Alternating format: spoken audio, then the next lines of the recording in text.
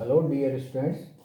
आज जो second year के अंदर हमारा टॉपिक रहेगा वो जो हम एनोमलस सेकेंडरी ग्रोथ बता रहे थे, असंगत द्वितीयक वृद्धि बता रहे थे, उसी का जो थर्ड स्टेप है यानी तीसरी टाइप की जो सेकेंड एबनॉर्मल सेकेंडरी ग्रोथ होती है वो होती है formation and activity of extra stealer cambium. यानी पादपों द्विबीजपत्री पादपों के अंदर संवहनी कैम्बियम के यानी वेस्कुलर कैम्बियम के अतिरिक्त, यानी स्टील के अंदर जो वेस्कुलर कैम्बियम बनती है, स्टील के बाहर अगर कोई वेस्कुलर कैम्बियम बन जाए और उसके अंदर उससे अगर वेस्कुलर बंडल बने या सेकेंडरी स्ट्रक्चर्स बने तो हम उसको कहेंगे एक्स्ट्रा स्टीलर कैम्बियम, जो कि कार्ब कैम्बियम के अतिरिक्त बनती है। या फॉर्मेशन ऑफ सक्सेसिव कैम्बियम, यानी प्रति वर्ष लगातार अगर vascular cambium extra stealer vascular cambium बनती रहें तो वो हो जाएंगी एक्स्ट्रा स्टीलर कैम्बियम।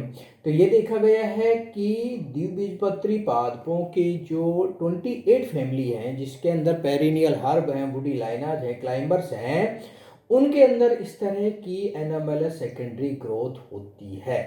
अर्थात एक्स्ट्रा स्टीलर कैम्बियम को आप बिल्कुल अच्छी तरह समझ लीजिए कि एक्स्ट्रा स्टीलर कैम्बियम का मतलब है यहाँ पर वेस्कुलर कैम्बियम, यानी स्टील के बाहर अगर फिर एक वेस्कुलर, सामान्य रूप से क्या है स्टील के अंदर बनती वेस्कुलर कैम्बियम, और वह वेस्कुलर कैम्बियम कहाँ पर बनती है? वेस्कुलर कैम्बियम को अगर आप अच्छी तरह समझें तो वेस्कुलर कैम्बियम के अंदर क्या होता है कि जो वेस्कुलर बंडल होते हैं उन वेस्कुलर बंडल के अंदर इंटर और इंट्राफेसिकुलर कैम्बियम के जुड़ने से, यानी जो वेस्कुलर बंडल के बीच में जो कैम्बियम है और मेडुलरी रेंज के अंदर जो कैम्बियम है, दोनों जुड़ने से एक वेस्कुलर कैम्बियम बनती है। एक सामान्य प्रक्रिया है, लेकिन ये देखा गया है कि 28 फैमिलीज के बहुत सारे ऐसे पादप हैं, 28 फैमिलीज के ऐसे बहुत सारे पादप हैं जिनके अंदर ये वेस्कुलर कैम्बियम तो बनती है, यानी सबसे पहले वेस्कुलर कैम्बियम से पादपों के अंदर सामान्य द्वितीयक वृद्धि होती है। लेकिन जब दूसरे वर्ष या तीसरे वर्ष या कुछ वर्षों बाद यह जो सामान्य या नॉर्मल वेस्कुलर कैम्बियम है, यह नॉर्मल वेस्कुलर कैम्बियम अपना काम करना बंद कर देती है, या यह वेस्कुलर कैम्बियम निष्क्रिय हो जाती है। यह वेस्कुलर कैम्बियम क्या हो जाती है? निष्क्रिय हो जाती है। और इस निष्क्रिय होने से क्या है, पादप में ये अब अपना काम करना बंद कर देती। तो पादप कैसे सेकेंडरी ग्रोथ करेगा? ऐसे समय में पादप के अंदर जो सेकेंडरी ग्रोथ होगी वह सेकेंडरी ग्रोथ होगी एक अन्य वेस्कुलर कैम्बियम बनेगी, जो कहां पर बनेगी? एक्स्ट्रा स्टील, यानी स्टील के बाहर। स्टील के बाहर क्या है? या तो पेरिसाइकिल से बनेगी या तो कोर्टेक्स के अंदर, कोर्टेक्स से बनेगी। चूंकि हम ये जानते हैं कि कोर्टेक्स के अंदर कोर कैम्बियम भी बनती है, जो एक सामान्य बात है, लेकिन कोर कैम्बियम के अतिरिक्त हम ये जानते हैं कि कोर कैम्बियम से सामान्य रूप से क्या बनता है? कोर्क बनता है, फ्लेम और फेलोजन बनता है। क्या बनता है? फ्लेम और फेलोजन बनता है। लेकिन इस स्थिति के अंदर जो कोर कैम्बियम के अतिरिक्त जो वेस्कुलर कैम्बियम बनती है, यह वेस्कुलर कैम्बियम सेकेंडरी जाइलम और सेकेंडरी फिलोएम बनाती है। देखिए आपको मैं दिखाता हूं डायग्राम के माध्यम से। ये देखिए, ये बोहराविया के अंदर है। देखिए ये बोहराविया के अंदर, देखिए यहां सबसे पहले ये वेस्कुलर कैम्बियम बना, ये रिंग बनी, और इस रिंग के अंदर ये जो गहरे रंग की रेखा है ये क्या है? पहले वर्ष वेस्कुलर कैम्बियम की रिंग बनी। बोहराविया डिफ्यूजा के तने के अनुप्रस्थ काट जिसमें असामान्य द्वितीयक वृद्धि दिखाई। ये जो गहरे रंग की जो लाइन दिखाई दे, लहराती हुई लाइन दिखाई दे रही है, ये सारी की सारी लाइन क्या है? वेस्कुलर कैम्बियम है। ये कैसा है? C1 ये प्रथम वर्ष बनी, C2 ये दूसरे साल बनी, C3 ये तीसरे साल बनी, C4 ये चौथे साल बनी, और C5 ये पांचवें साल बनी है। तो 5 सालों तक सक्सेसिवली वेस्कुलर कैम्बियम बनी है। और ये वेस्कुलर कैम्बियम कहां बनी है? स्टील के बाहर बनी है, तो परिरंभ से बनी है यानी पेरिसाइकिल से बनी है, या कोर्टेक्स के अंदर बनी है। तो 1 साल तो सामान्य वृद्धि होती है। उसके बाद जो वेस्कुलर कैम्बियम प्रथम वर्ष में बनी है, प्रथम वर्ष के अंदर सेकेंडरी ग्रोथ के अंदर बनी है, वो इनएक्टिव हो जाती है, वो अपना काम करना बंद कर देती है। और ये प्रथम वर्ष के अंदर बनने वाली वेस्कुलर कैम्बियम की हम बात करें तो इसके अंदर देखिए सब कुछ सामान्य होता है। सब कुछ सामान्य कैसे होता है? उसी तरह से सेकेंडरी जाइलम और सेकेंडरी फिलोएम बनता है। अंदर की तरफ सेकेंडरी जाइलम और बाहर की तरफ सेकेंडरी फिलोएम बनता है। लेकिन दूसरी साल जब सेकेंड वेस्कुलर कैम्बियम बनेगी, एक तो इसकी पोजीशन होगी वो क्या होगी? असामान्य होगी। इसकी पोजीशन कैसी होगी? असामान्य होगी। असामान्य का मतलब है यह वेस्कुलर कैम्बियम जो कि सामान्य रूप से कहां बननी थी? स्टील के अंदर बननी थी, स्टील के अंदर बननी थी, लेकिन अब ये बनेगी कहां पर? कोर्टेक्स के अंदर बनती है। तो इसकी पोजीशन ही असामान्य हो गई। नंबर 2, इसकी पोजीशन असामान्य होने के साथ साथ इसकी एक्टिविटी भी असामान्य होती है, क्योंकि पोजीशन वाला पॉइंट हमने पहले वाले एनोमलस के अंदर लिया था। यहां दोनों बातें हैं। दोनों बातों का मतलब है कि इसकी वेस्कुलर कैम्बियम की पोजीशन भी असामान्य। क्यों असामान्य है? कि एक साल तो वेस्कुलर कैम्बियम स्टील के अंदर बनती है, लेकिन दूसरे साल वेस्कुलर कैम्बियम कोर्टेक्स के अंदर बनती है। इसका मतलब है वेस्कुलर कैम्बियम की पोजीशन है वो एनामोलस है। दूसरी बात, एक्टिविटी की बात करें तो हम ये जानते हैं कि पादप के अंदर एक बार वेस्कुलर कैम्बियम बनती है और यह वेस्कुलर कैम्बियम जीवन पर्यंत सक्रिय रहती है। और जब जब पादप को सेकेंडरी ग्रोथ करनी होती है, इसी वेस्कुलर कैम्बियम के माध्यम से वो सेकेंडरी ग्रोथ करता है। लेकिन इन केसेज के यानी 28 फैमिलीज के जो प्रमुख पादप हैं, जिसमें बोराविया, बोगनविलिया, चिनोपोडियम, एमरैंथस हैं, बहुत सारे ऐसे पादप हैं, एमरैंथस, चिनोपोडियम, बोराविया, बोगनविलिया, जो आप कॉमन जानते हैं पार्कों के अंदर होता है। उनके अंदर क्या होता है कि इन पादपों के अंदर हर वर्ष नई वेस्कुलर कैम्बियम बनती है। तो दो अंतर है, एक तो पोजीशन डिफरेंट है और दूसरी इसकी एक्टिविटी भी डिफरेंट है, यानी हर वर्ष नई वेस्कुलर कैम्बियम बनती है। तो प्रथम वर्ष ये वेस्कुलर कैम्बियम बनी, इसने अपना बाहर की तरफ फ्लोएम बनाया, अंदर की तरफ जाइलम बनाया। फिर दूसरे वर्ष ये कैम्बियम, ये प्रथम वर्ष बनी है, ये जो सामान्य है ये दूसरे वर्ष बनी है। इसके अंदर ये वेस्कुलर कैम्बियम है और ये वेस्कुलर कैम्बियम को हमने C1 दिखाया है। और ये देखिए सेकेंडरी जाइलम और ये सेकेंडरी, ये डॉटेड है, ये सेकेंडरी फ्लोएम। फिर नेक्स्ट वर्ष अगर उसको सेकेंडरी ग्रोथ करनी है तो फिर ये वेस्कुलर कैम्बियम नहीं बनेगी और फिर ये फ्लोएम और ये जाइलम बनाती। पहला। दूसरा, इसकी एक्टिविटी में एक और डिफरेंस होता है। इन पादपों की एक्टिविटी के अंदर एक डिफरेंस और होता है। वो डिफरेंस क्या है कि इन पादपों के अंदर हम ये देखते हैं कि जो वेस्कुलर कैम्बियम है उसका अधिकांश भाग सेकेंडरी जाइलम और सेकेंडरी फ्लोएम बनाता है। लेकिन एनामोलस सेकेंडरी ग्रोथ में हमने शुरुआत में आपको बताया था कि यहाँ पर सॉफ्ट टिश्यू अधिक मात्रा में बनते हैं। तो आप देखिए कि यहाँ पर ये वेस्कुलर कैम्बियम है, ये चाहे तीसरी साल बनी है या कोई सी वर्ष बनी है, इसके अंदर खास बात क्या है कि ये वेस्कुलर कैम्बियम का कुछ भाग ही सेकेंडरी जाइलम और फ्लोएम बनाता है। बाकी जो ये खड़ी रेखाएं दर्शाई गई हैं, ये सारी की सारी क्या है? कंजक्टिव टिश्यू है, जो कि मृदु ऊतक है। तो कहने का मतलब है कि यहाँ पर सेकेंडरी जाइलम और सेकेंडरी फ्लोएम की तुलना में पैरेन्काइमा टिश्यू अधिक मात्रा में बनता है। तो इस तरह से पादपों के अंदर पहला तो यह है कि सक्सेसिव वेस्कुलर कैम्बियम रिंग बनती है। दूसरी, उनकी एक्टिविटी असामान्य होती है, यानी हर वर्ष वो सक्रिय नई बनती है और पुरानी निष्क्रिय हो जाती है।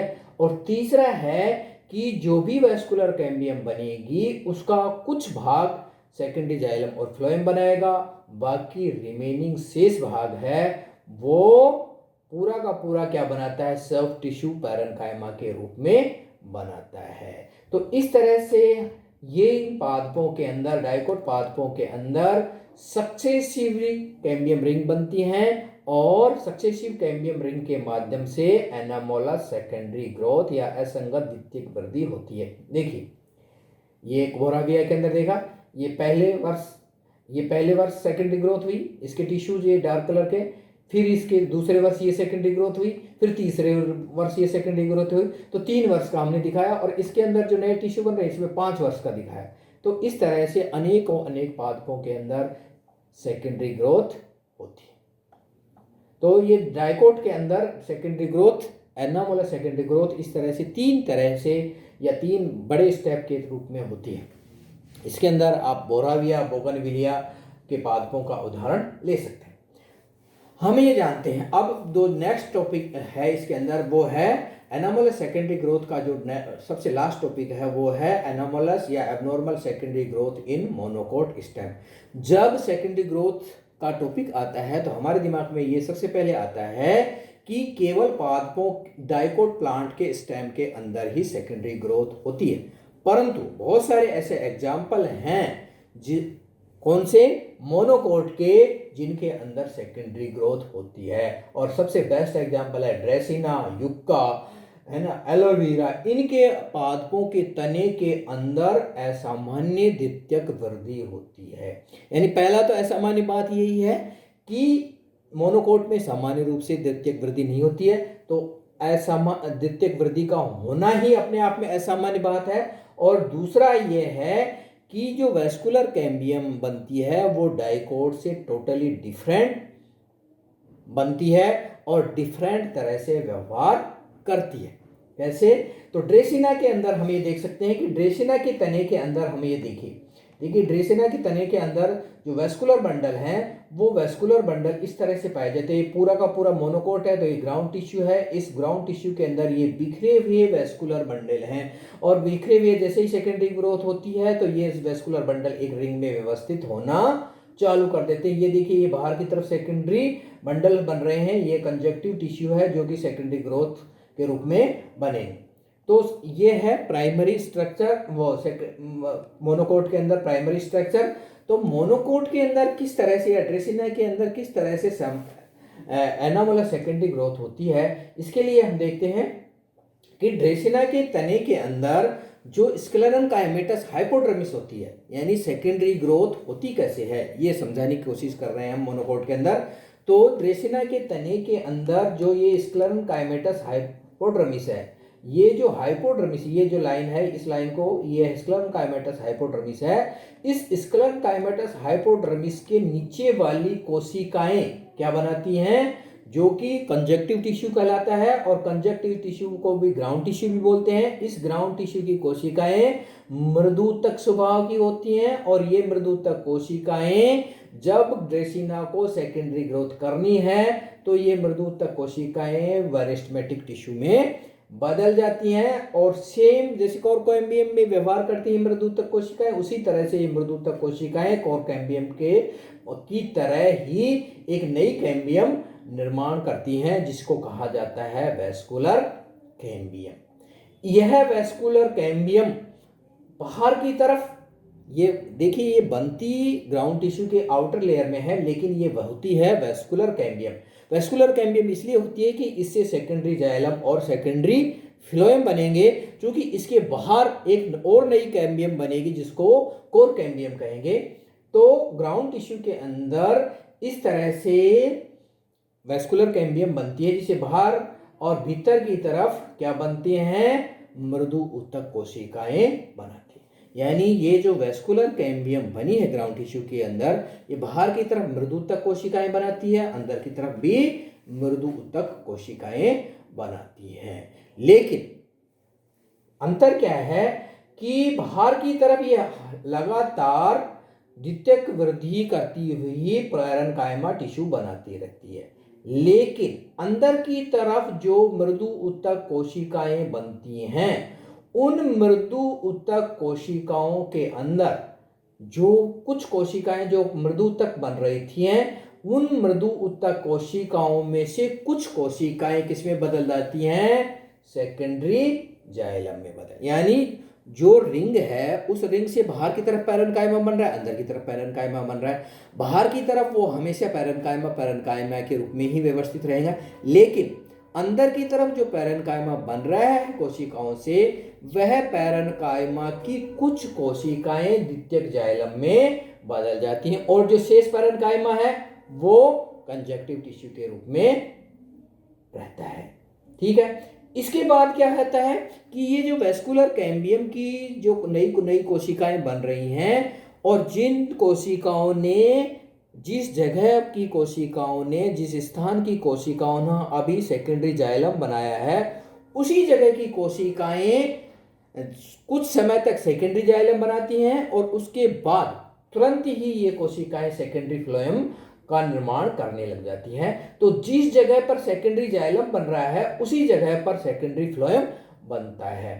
फिर क्या होता है, जैसे ही कुछ समय तक ये कोशिकाएं सेकेंडरी फ्लोएम बनाएंगी शेष स्थानों पर पैरेन्काइमा बनता रहेगा। सेकेंडरी फ्लोएम जिस स्थान पर बन रहा है, पहले सेकेंडरी फ्लोएम जाइलम बना, फिर उसी स्थान पर सेकेंडरी फ्लोएम बना, फिर तीसरी बार उसी स्थान पर सेकेंडरी जाइलम का निर्माण होता है, उसी स्थान पर सेकेंडरी जाइलम का निर्माण होता है। और इस तरह से फ्लोएम के चारों तरफ, क्योंकि पहले जाइलम बन गया, बाद में जाइलम बन गया और बीच में क्या रह गया, फ्लोएम रह गया, तो इस तरह से फ्लोएम के चारों तरफ जाइलम बन जाता है और हमें कंसेंट्रिक टाइप के एम्फी वेसल या लेप्टोसेंट्रिक संवहन पूल वेस्कुलर बंडल प्राप्त हो जाते हैं, या उनकी एक वलय नई वेस्कुलर बंडल की एक नई वलय बन जाती है, जो हम इस पादप में देख सकते हैं। ये देखिए ये रिंग बन गई, ये रिंग बन गई, ये रिंग बन गई, ये दूसरी बार वो ऐसा हुआ है। अब क्या होता है कि एक बार वेस्कुलर बंडल बन गए, सेकेंडरी ग्रोथ हो रही है, वेस्कुलर कैम्बियम अपना लगातार काम कर रही है। अब जिस स्थान पर की कोशिकाओं ने अभी सेकेंडरी जाइलम बनाया है और सेकेंडरी फ्लोएम बनाया है और सेकेंडरी जाइलम बनाया है और वेस्कुलर बंडल का काम पूरा हो गया है, उस स्थान की कोशिकाएं अब क्या बनाएंगी, पैरेन्काइमा बनाएंगी। और अल्टरनेट वाली जगह, यानी अभी तक जिस स्थान की वेस्कुलर कैम्बियम की जिस स्थान की कोशिकाएं पैरेन्काइमा बना रही थी, उस स्थान की कोशिकाएं अब क्या बनाएंगी, अल्टरनेट, क्योंकि ये अल्टरनेट हो जाएगा, उस स्थान की कोशिकाएं अब क्या बनाएंगी, वेस्कुलर बंडल बनाएंगी। तो उसी तरह से जहां पर अभी तक पैरेन्काइमा बन रहा था वहां पर अब क्या होगा, सेम प्रक्रिया द्वारा सबसे पहले जाइलम बनेगा, फिर फ्लोएम बनेगा, फिर जाइलम बनेगा और फिर एक नई रिंग बन जाएगी वेस्कुलर कैम्बियम। देखिए ये पहले साल हुआ, फिर इस स्थान की कोशिकाएं मृदुतक बनाती हैं, क्योंकि यहाँ की कोशिकाएं पहले क्या बना रही थी, पैरेन्काइमा बना रही थी। इस स्थान की कोशिकाओं ने अब क्या किया, पहले जाइलम बनाया और फिर फ्लोएम बना दिया। इस तरह से एक नई वेस्कुलर कैम्बियम, लेप्टोसेंट्रिक वेस्कुलर कैम्बियम की एक नई रिंग बन जाती है और ये प्रक्रिया लगातार चलती रहती है और इस तरह से ड्रेसिना का पादप अपनी गर्थ यानी मोटाई में वृद्धि करता रहता है। तो ये बड़ी ही असामान्य प्रकार की सेकेंडरी ग्रोथ मोनोकोट प्लांट्स या ड्रेसिना के अंदर होती है। ड्रेसिना के अंदर वेस्कुलर कैम्बियम के साथ साथ पेरिड्रम का निर्माण, पेरिड्रम का मतलब है कि जब वेस्कुलर कैम्बियम बनती है तो उसके साथ साथ कोर कैम्बियम भी बनती है। तो जहां पर वेस्कुलर कैम्बियम बन रही है उससे बाहर की तरफ हम कह रहे हैं कि लगातार फ्लोएम वो पैरेन्काइमा बन रहा है, वो पैरेन्काइमा बन रहा है, उस पैरेन्काइमा की या उसके बाहर की हाइपोडर्मिस कंजक्टिव टिश्यू की कोशिकाएं क्या करती हैं, फैलोजन बनाती हैं या कोर कैम्बियम बनाती हैं और कोर कैम्बियम बिल्कुल सामान्य रूप से बाहर की तरफ फ्लेम और अंदर की तरफ फैलोडर्म बनाती हुई पेरिड्रम का निर्माण कर लेती है। इस तरह से मोनोकोट प्लांट्स के अंदर सेकेंडरी ग्रोथ होती है, लेकिन वह सेकेंडरी ग्रोथ एनामोलस टाइप की होती है। और इस तरह से हम पादपों के अंदर एनामोलस टाइप की सेकेंडरी ग्रोथ पढ़ सकते हैं। तो हमने आपको डाइकोट और मोनोकोट दोनों के अंदर ही एनामोलस सेकेंडरी ग्रोथ बताई है। इसके जो पीडीएफ नोट्स हैं हम आपको व्हाट्सएप पर डाल देंगे और ये एनामोलस सेकेंडरी ग्रोथ है, ये इसका जो टॉपिक है ये आपका पूरा होता है।